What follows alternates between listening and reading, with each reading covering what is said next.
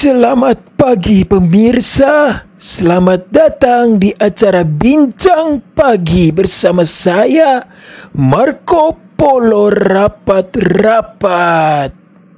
Tamu kita kali ini adalah seorang pendidik sekolah menengah pertama yang kebetulan saya temui di jalan sedang menunggu bus, Bapak Roberto Santana. Mari kita sambut kedatangannya dengan tepuk tangan yang meriah. Selamat datang, Pak Bro. Sampai jumpa lagi, Pak Bro. Loh, kok? Just kidding. Good morning, Mr. Marco. Good morning, everybody. Baik, Pak Bro adalah seorang guru. Apa mata pelajaran yang Pak Bro ajarkan di sekolah yang kutunggu? Saya guru biologi, Pak Bro. Makanya saya pakai jas lab ini. Wah, kebetulan nih.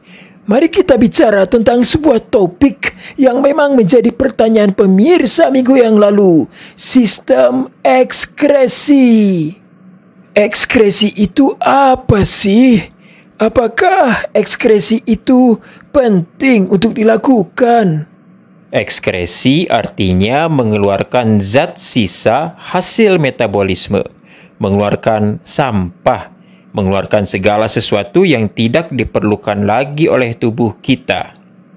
Ekskresi itu penting untuk dilakukan karena jika zat-zat sisa hasil metabolisme itu tidak dikeluarkan dari tubuh, mereka bisa meracuni tubuh kita. Itu sangat-sangat tidak bagus. Metabolisme itu apa? Metabolisme adalah semua reaksi fisika dan kimia yang terjadi di dalam tubuh makhluk hidup. Baik, lalu apa sajakah organ-organ ekskresi yang terdapat dalam tubuh manusia, serta apa yang mereka ekskresikan? Well, kita mengenal ada 4 organ di dalam tubuh yang melakukan fungsi ekskresi ini. Akan saya jelaskan satu persatu. Pertama, ginjal. Kita masing-masing punya 2 buah ginjal. Mereka berada di rongga perut pada dinding dorsal tubuh kita, di daerah punggung bawah lah. Ginjal sebelah kiri letaknya lebih tinggi dikit dari ginjal sebelah kanan. Bentuknya seperti biji kacang merah dan warnanya merah. Kenapa merah? Karena ginjal kita dimasuki oleh banyak darah. Pertanyaannya adalah, apakah ginjal keturunan bangsawan berwarna biru? Sekarang bagian-bagian ginjal. Apabila ginjal dipotong secara longitudinal, akan terlihat bagian-bagian ginjal, yaitu kapsula ginjal atau kapsula renalis, bagian terluar dari ginjal. Renes adalah bahasa Latin untuk kidney, ginjal. Berikutnya adalah cortex renalis di sebelah luar dan medulla renalis di sebelah dalam. Lebih ke dalam terdapat rongga ginjal, pelvis renalis. Nah, unit fungsional dan struktural sebuah ginjal itu disebut nefron. Nefronlah penyusun utama ginjal yang berperan penting dalam proses penyaringan darah. Ada sekitar 1 juta nefron dalam setiap ginjal. Jadi, satu orang punya sekitar 2 juta nefron lah total di jumlah jamleh. Struktur nefron sendiri terdiri atas badan Malpighi yang terdiri atas glomerulus dan kapsula Bowman, serta tubulus alias saluran-saluran. Tubulus terdiri atas tubulus contortus proximal, lengkung Henle, tubulus contortus distal, dan tubulus pengumpul. Glomerulus sendiri sebetulnya adalah pembuluh darah. Di glomeruluslah terjadi proses pertama penyaringan darah, filtrasi. Hasil penyaringan, filtrat, akan ditangkap oleh kapsula Bowman. Inilah yang disebut urin primer. Urin primer akan masuk ke tubulus proksimal di mana terjadi proses kedua yaitu reabsorpsi. Proses penyerapan kembali zat-zat yang masih diperlukan oleh tubuh. Proses reabsorpsi terus terjadi di lengkung Henle sampai ke tubulus distal. Cairan yang dihasilkan dari proses reabsorpsi disebut urin sekunder. Di tubulus distal, zat-zat yang tidak diperlukan tubuh tapi masih ada dalam darah ditambahkan ke dalam urin sekunder. Proses ini disebut augmentasi. Hasil proses augmentasi inilah yang disebut urin sesungguhnya. Itu tuh urin yang kita keluarkan kalau kita HIV. Hasrat ingin pipis. Melalui tubulus kolektifus, urin akan masuk ke ureter, lalu disimpan di vesika urinaria alias kandung kemih, dikumpulkan, kumpul,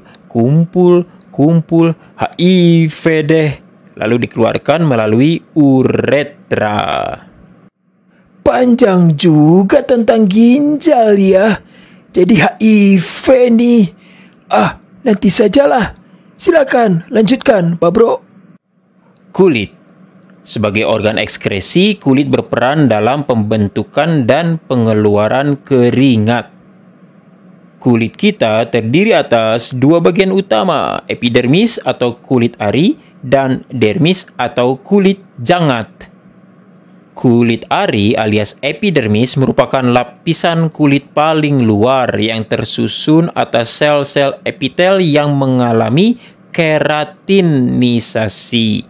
Epidermis terdiri atas lapisan-lapisan stratum corneum yang merupakan lapisan kulit mati dan selalu mengelupas, stratum granulosum yang mengandung pigmen melanin, dan stratum germinativum yang terus-menerus membentuk sel-sel baru ke arah luar, menggantikan sel-sel kulit yang terkelupas. Di dalam lapisan dermis terdapat otot penggerak rambut, pembuluh darah, pembuluh limf, saraf, glandula sebasea atau kelenjar minyak, dan glandula sudorifera atau kelenjar keringat. Di bawah lapisan dermis terdapat lapisan hipodermis atau lapisan subkutan. Bukan bagian dari kulit, melainkan jaringan ikat yang berfungsi melekatkan kulit pada otot. Lapisan hipodermis banyak tersusun atas jaringan adiposa atau jaringan lemak yang berfungsi menjaga suhu tubuh. Menarik sekali ya. Jadi ngerti nih. Syukurlah kalau begitu. Organ ketiga adalah paru-paru. Kita semua tahu bahwa paru-paru adalah alat pernapasan. Ekskret atau zat yang diekskresikan dari paru-paru adalah karbon dioksida. Last but not least, organ keempat dalam sistem ekskresi, hati, liver. Hati memiliki peran dalam sistem pencernaan sebagai kelenjar terbesar. Namun, hati juga memiliki peran dalam sistem ekskresi. Ia mengeluarkan zat warna empedu, bilirubin, yang dihasilkan dari pemecahan hemoglobin. Hati juga berperan mengubah amonia, senyawa berbahaya, menjadi urea. Amonia adalah hasil dari metabolisme asam amino. Urea akan diangkut ke ginjal untuk dikeluarkan bersama urin.